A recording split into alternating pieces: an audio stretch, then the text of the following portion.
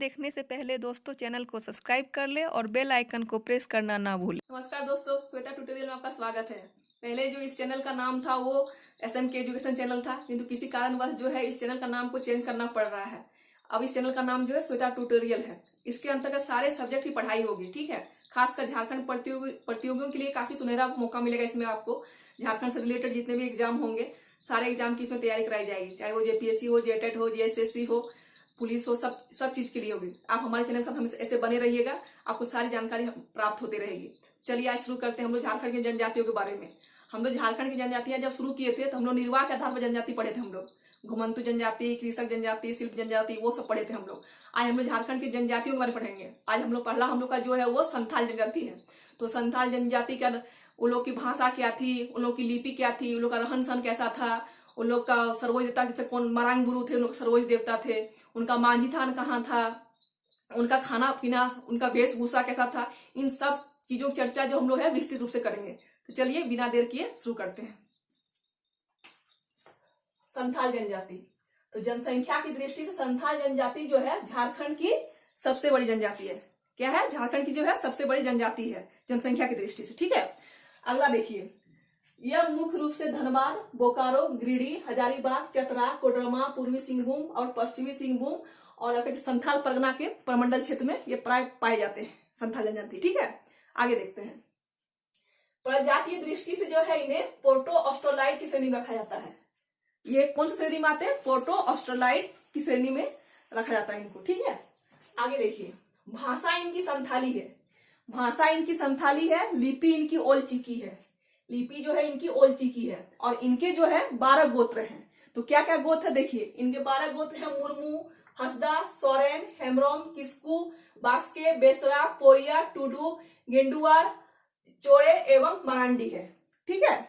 इनकी 12 जो है गोत्र, ये सारे गोत्र उनके 12 आते हैं, ठीक है। आगे देखिए, अब हम लोग देखते हैं मांझी थान। मांझी थान जो होता है ना, वो संथाल गांव जो होता है ना, काफी सुव्यवस्थित ढंग से होता है। उसमें संथाल गांव में सुव्यवस्थित रूप से वो लोग पूरा अच्छी तरह से रहते हैं। और गांव के बीच में जो होता है उनका मांझी थान होता है। वो गांव के बीच में होता है, जहाँ गांव का मांझी जो है वो पूजा पाठ करता है। गांव का जो मांझी है उसमें पूजा पाठ करता है। मांझी थान जो कि हड़ाम बोंगा का निवास स्थान है। मांझी थान किसका निवास स्थान है? मांझी थान है हड़ाम बोंगा का निवास स्थान है। यहाँ पर गांव के पंचायत की सभा भी होती है। यहाँ की गांव के पंचायत की जो है वो सभा भी होती है। आगे देखिए, जाहिर थान। जाहिर थान जो होता है गांव के बाहर सखुआ और महुआ पेड़ों के झुरमुट के बीच में जाहिर थान होता है इनका। इनके प्रमुख देवता जो होते हैं वो जाहिर इरा, संथालों के प्रमुख देवता होते हैं, ठीक है। वहां निवास करते हैं। जाहिर इरा जो है प्रमुख देवता, वहां निवास करते हैं जाहिर थान में। और इनका जो सर्वोच्च देवता जो है इनका, वो मारांग बुरु है। इनका सर्वोच्च देवता कौन है? मारांग बुरु। और इन्हें जो है लोग ठाकुर जी भी कहते हैं। क्या कहते हैं इनको? इन्हें ये ठाकुर जी भी कहते हैं। चलिए आगे देखते हैं। आगे देखते हैं हम लोग इसमें। चलिए आगे देखते हैं। गांव के मुखिया का घर जो है बीच में मांझी थान के पास होता है। मुखिया का घर कहाँ होता है? घर गांव के बीच में जो है मांझी थान के पास होता है गांव का मुखिया घर। संथालों का जो आर्थिक जीवन है अन्य जनजातियों की तरह ही है, वो अभावग्रस्त है। जैसे अन्य जनजातियों का जीवन जो अभावग्रस्त है, वैसे संथाल की जनजातियों का जीवन भी जो है वो अभावग्रस्त है, ठीक है। कृषि इनकी आजीविका का मुख्य आधार है। कृषि जो है इनकी आजीविका का मुख्य आधार है। और धान जो है इनकी प्रमुख फसल है। धान इनकी प्रमुख फसल है। इनका जो भोजन है बिल्कुल सादा और साधारण होता है। चावल इनका मुख्य भोजन। और पोचाई, पोचाई क्या है? पोचाई चावल से बना शराब होता है, जो इनका मुख्य रूप से प्रमुख पेय है इनका पोचाई, ठीक है। आगे देखिए, संथालों में गोदना गोदने का प्रचलन होता है। संथालों में जो है वो गोदना गोदने का प्रचलन होता है। पुरुषों में जो होता है वो बाएं हाथ में सिक्के का चिन्ह गुदवाने का परंपरा है पुरुषों में। अगर किसी पुरुष के हाथ में अगर बाएं हाथ में सिक्के का चिन्ह वाला गोदना नहीं होता है तो समाज की कोई लड़की जो है उनसे विवाह करना नहीं चाहती है। ऐसी मान्यता है। पता नहीं अभी क्या है, पता नहीं, कह नहीं सकते हैं। आगे देखते हैं। संथाली समाज जो है बहिर्विवाही गोत्रों में विभक्त है। संथाली समाज जो है बहिर्विवाही गोत्र में विभक्त है, बहुत सारा विवाहों में, ठीक है। जैसे सगोत्री विवाह जो है अपराध समझा जाता है।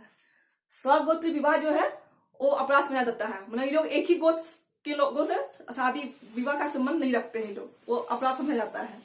और गोत्र चिन्ह के प्रति इनमें असीम श्रद्धा होती है। एक गोत्र चिन्ह को मारते नहीं है, उनको खाते नहीं है, उनके प्रति उनको असीम श्रद्धा होती है गोत्र चिन्ह के प्रति। आगे देखते हैं, संथालों में जो है अनेक प्रकार के विवाह का प्रचलन है। तो जैसे है किरिंग बापला, किरिंग जबाई, इतूत, निर्बोलक, टुनकी, दीपिल बापला, घरदी जमाई, सेवा विवाह, संगा विवाह आदि। इतने सारे जो विवाह है वो संथालों में होता है। सबसे ज्यादा जो प्रचलन होता है वो किरिंग बापला का। किरिंग बापला जो है सबसे अधिक प्रचलित विवाह है। इसमें वर पक्ष की ओर से ही कन्या पक्ष को जो है वधु मूल्य प्रदान किया जाता है, जिसे पौन कहा जाता है। इन लोगों में क्या है ना, जैसे बहुत से जगहों में क्या होता है ना, कन्या पक्ष को देना पड़ता है, वर पक्ष को बहुत सारे सामान दहेज वहेज देना पड़ता है। लेकिन इनमें क्या है ना, इनको उल्टा वधु को ही देना पड़ता है। वर पक्ष के लोग जो है वो खुद वधु को ही जो है वधु मूल्य देते हैं, जिसको पौन कहते हैं। ठीक है। इनका पर्व जो है बाहा, बा, सोहराय, सरहुल, करम, बंधना, एरोक, माघसीम, हरिहार सीम आदि पर्व मनाते हैं लोग। इनके जो है इतने सारे पर्व है, करम है, बांधना है, बाहा है, सोहराय है, सरहुल है, इतने सारे पर्व ये लोग मनाते हैं। प्रत्येक संथाल ग्राम में जो है ग्राम पंचायत होती है। प्रत्येक संथाल जो ग्राम है उनमें ग्राम पंचायत होती है। इनका भी वैसे ही है, इनका ही सामाजिक इकाई, पहला सामाजिक इनका भी परिवार ही होता है। संथालों का पहली सामाजिक इकाई जो होती है इनका परिवार ही होता है। और इनके प्रत्येक संथाल ग्राम में जो है ग्राम पंचायत होती है, जिसका प्रमुख कौन होता है? मांझी। प्रत्येक संथाल ग्राम में ग्राम पंचायत होती है जिसका प्रमुख मांझी होता है। चलिए हम लोग आगे देखते हैं। तो आगे देखते हैं, मांझी जो है, मांझी को गांव का प्रशासनिक और न्यायिक अधिकार प्राप्त होता है। मांझी को जो है गांव का प्रधान जो होता है तो मांझी, अब मांझी को जो है गांव का जो है प्रशासनिक और न्यायिक अधिकार प्राप्त होता है। उसमें मांझी के सहायक के रूप में प्राणिक होता है, जिसको गांव का उप प्रधान होता है। प्राणिक जो होता है वो गांव का उप प्रधान होता है। और जोग मांझी एक और सहायक होता है। जोग मांझी जो है एक दूसरा सहायक और होता है। ठीक है। प्राणिक जो है मांझी की अनुपस्थिति में कार्यों का निष्पादन करता है। प्रामाणिक जो है वो मांझी की अनुपस्थिति में कार्यों का निष्पादन करता है। ठीक है। इसमें क्या है, सभी प्रकार के सूचना का एकत्रीकरण गोड़ल रखता है। सभी प्रकार का सूचना का जो एकत्रीकरण है वो गोड़ित करता है, और वो सभी प्रकार के सूचनाओं का संप्रेषण जो है उच्च अधिकारियों तक पहुंचाता है। ठीक है। अब दूसरा देखते हैं हम लोग, 5-8 गांवों पर एक देश मांझी होता है। 5-8 गांव मिलाकर जो होता है एक देश मांझी होता है। ठीक है। 15-20 गांव मिलकर परगना का निर्माण होता है। 15-20 गांव मिलकर जो है परगना का निर्माण होता है। ठीक है। और इनका प्रधान जो है वो परगणित कहलाता है। इनका प्रधान क्या कहलाता है? परगणित कहलाता है। यह संथाल समाज की सबसे प्रमुख सामाजिक और न्यायिक संस्था है। संथाल समाज की ये वाली, ठीक है, परगणित सबसे प्रमुख संस्था है। ठीक है। इसमें ये जो है एक से अधिक गांवों के बीच उत्पन्न विवादों का निपटारा करता है। ये क्या करता है? जो एक से अधिक गांवों के बीच है उत्पन्न विवादों का निपटारा करता है। और जो विवाद ग्रामीण स्तर पर नहीं सुलझ पाता है वो विवाद आकर ये यहाँ सुलझाते हैं। ठीक। अगला देखते हैं, नेक्स्ट। इनमें जो है आर्थिक, सामाजिक और शारीरिक दंड का भी प्रावधान है।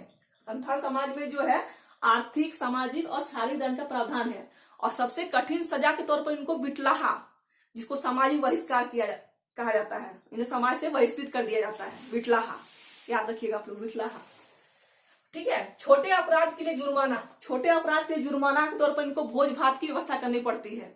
ये सामूहिक रूप से सभी लोगों के बीच माफी मांगते हैं और भोज भात की जो है व्यवस्था करते हैं। उसके बाद इन्हें संथाल समाज में शामिल कर लिया जाता है। ये छोटे मोटे अपराध के लिए दिया जाता है। वर्तमान समय में जितनी पारंपरिक संस्थाएं हैं वो अभी सक्रिय है। बाकी बड़े बड़े अपराध के लिए, हत्या डकैती के लिए जो है ये लोग बाहर जो है कोर्ट कचहरी का रास्ता अपनाते हैं। किंतु छोटे मोटे जितने भी गंभीर अपराध होते हैं जो है वो इनकी जो पारंपरिक संस्थाएं हैं वही अभी भी कार्य कर रही है। ठीक है। तो आज संथाल जनजाति में आपके लिए बस इतने सारे टॉपिक थे। जितना भी एक भी टॉपिक छूटा नहीं है, सारे टॉपिक है, आप याद कर लीजिएगा। आज का टॉपिक यहीं पर समाप्त होता है। नेक्स्ट हम लोग जो है उराव जनजाति के बारे में पढ़ेंगे। तब तक के लिए आप लोग को जय हिंद, जय भारत।